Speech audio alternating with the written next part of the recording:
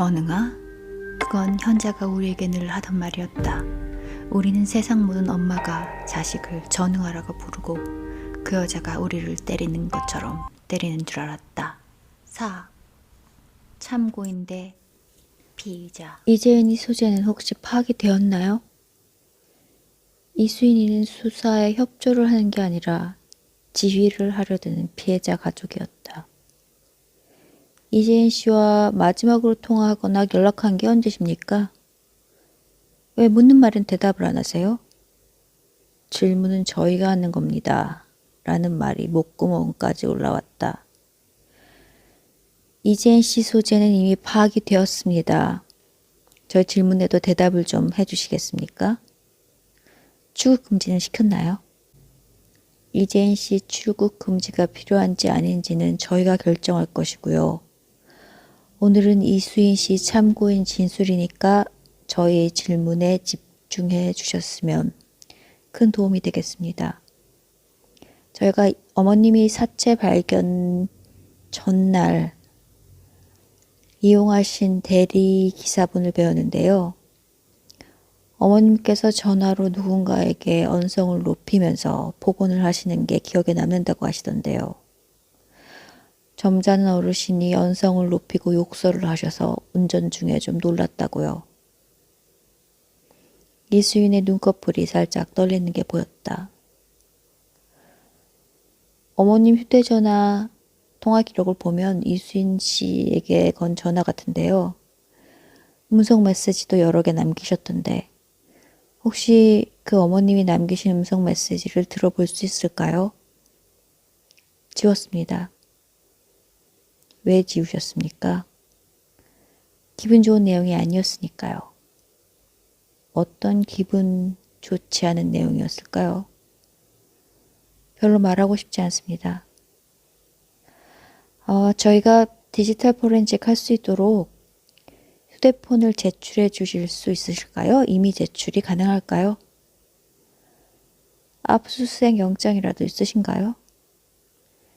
이미 제출을 거부하시면 압수수색 영장을 신청할 수 있습니다. 그럼 신청하시죠. 알겠습니다.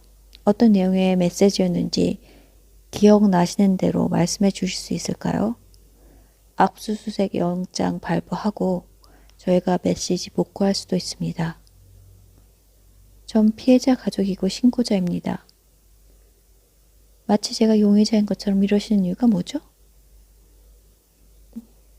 이수인 씨 말씀대로라면 어머님과 재인 씨가 사이가 나빴고 서로 연락하시지 않은 지 10년이 넘었어요. 그런데 최근에 어머님은 상속인을 이수인 씨에서 이재인 씨로 바꾸셨단 말이죠. 왜 그러셨을까요? 이수인은 손톱을 물어뜯고 있었다. 손톱을 자주 물어뜯는 편인지 그녀의 손톱은 심하게 짧고 불어 있었다. 이유가 뭘까요? 벌써 바꿨는지는 저도 몰랐고요. 이재인이가 저 몰래 엄마랑 연락을 했을 거예요. 상속을 자기 앞으로 해놓으려고. 세상 고상한 척은 다 하면서. 통화내역 같은 건 수사 안 하시나요? 네, 했습니다. 그런데 이재인 씨는 자신이 상속인인 줄도 몰랐고 상속 포기하려고 수속 중이랍니다. 국적도 포기하려고 입국하셨다네요. 걔가 그렇게 시건방이에요. 혐의를 벗어나려고 그럴 거예요. 이수인과 이재인은 생긴 것만큼이나 비슷한 것이 있었다. 자신의 모친이 꽤나 무참히 살해되었는데도 어머니의 죽음에 대해서는 둘 다 거의 무표정이다. 피로 뒤덮인 아파트에서 사체를 발견하고 신고를 한 날도 이수인은 차분히 장례식 준비를 해야 하니 부검은 며칠이나 걸리는지 물었다. 이 차분한 두 여자도 서로에 대해 이야기할 때는 언성이 높아지고 감정을 드러낸다. 아닌가? 죽은 어머니에 대해 말할 때 이상할 정도로 무표정해서 그렇게 보이는 건가? 알겠습니다. 저희가 계속 수사를 해보겠습니다. 그런데 이수인 씨, 벌써 바뀐 줄은 몰랐다면 고인이 언젠가 바꿀 거라는 건 알고 계셨습니까? 혹시 지우신 그 음성 메시지에서 어머님께서 상속인을 이재인 씨로 바꾸겠다고 하신 건 아닙니까? 복구하신다면서요? 복구해서 들어보세요. 네, 알겠습니다. 그리고요. 6개월 전에 어머님이 세를 관리하시던 이재인 씨 소유의 아파트가 팔렸던데요. 부동산에서는 이재인 씨 본인이 어머님이랑 주민등록증 인감도장을 가지고 와서 매매 계약을 하셨다는데 이재인 씨는 당시 입국 기록이 없어요. 혹시 그 매매에 대해 알고 계신 게 있습니까? 이재인 씨 한국 계좌가 없어서 매매 금액은 어머님 통장으로 들어갔던데 이수인이가 손톱을 물어뜯기를 멈췄다. 앞으로 변호사 입회 없이 더 이상 어떤 진술도 하지 않겠습니다. 예상한 답변이었다. 알겠습니다. 변호사 지정하시고 입회하에 다시 진술 받도록 하죠. 수사에 협조를 안 하시고 증거 인멸까지 시도하시면 피의자 신분으로 전환될 수도 있습니다. 알고 계시죠? 정경희님은 절 이미 피의자처럼 대하고 계시지 않습니까? 틀린 말은 아니다. 하지만 이재인이도 이수인이도 피의자로 특정할 물적 증거는 아직 없다. 최연자는 가는 끈 같은 것에 목이 졸린 후 작은 얘기에 수십 번 찔려 죽었다. 살해 도구는 발견되지 않았다.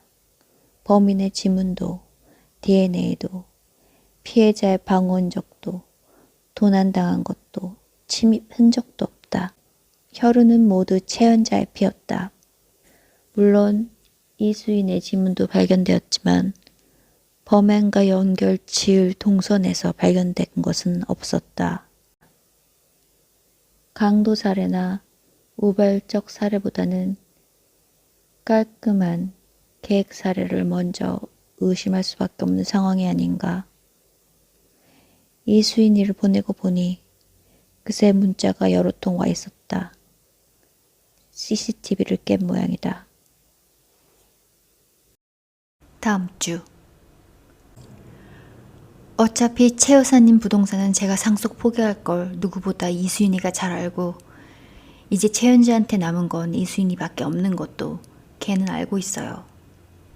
이제 이수인이가 늙은 최현자한테 갑질할 일만 남았는데 왜 죽여요? 최현자도 그걸 알고 발악했던 것뿐인데 세상 사람들은 다 이재인 씨처럼 합리적인 선택지를 고르지는 않아요. 존속살인의 경우엔 특히 경제적인 이득을 노린 살인보다 감정적인 살인의 비율이 높습니다. 살인이란 건 원래 합리적인 선택이 아니죠.